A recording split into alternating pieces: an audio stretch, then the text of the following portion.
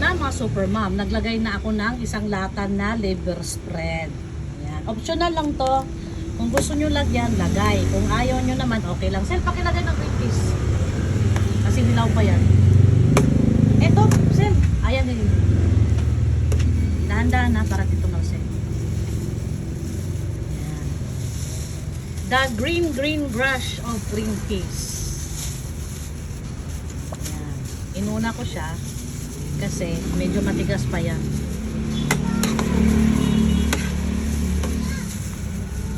Ang liver spread optional lang kung maglagay kayo ha, pero meron din akong pre-cook na atay. Ayan, itong atay, pre-cook na ito, ginisa ko yan ng butter para mawala ang lansa. Ayan. So ngayon, pakuluin lang natin. At kapag kumulo na, ilagay na natin ang patatas at carrots. Ang carrots at patitas, hindi ko na siya pinirito dahil tinamad ako dahil may biglaan akong lakad kanina. So, iabot muna.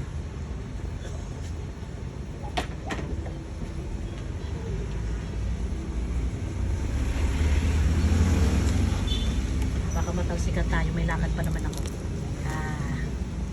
Yun, thank you. Ayan na, hinalo ko na rin ang patatas at carrots.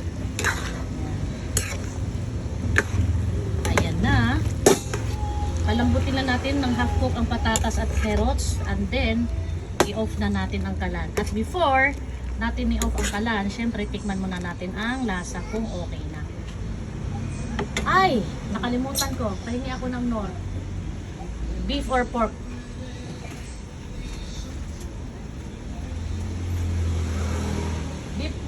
Beef na lang. Beef. Maring beef! Buksan mo. Oops, sana.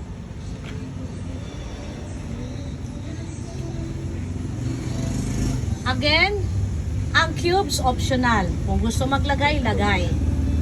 Kung hindi naman, okay lang.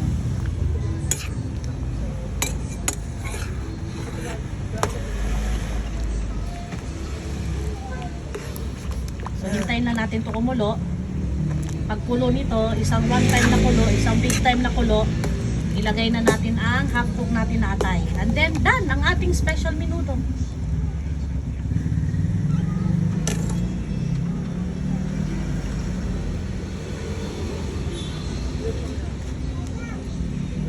So, matabang siya. Maglalagay tayo ng asin.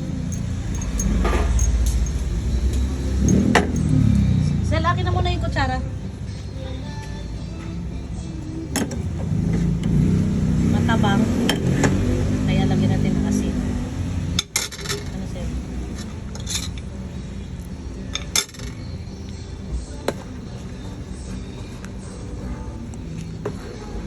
Kayaan lang muna natin kumulo. At balikan natin siya after mga 10 minutes. After 10 minutes, luto na yung ating carrots at patatas.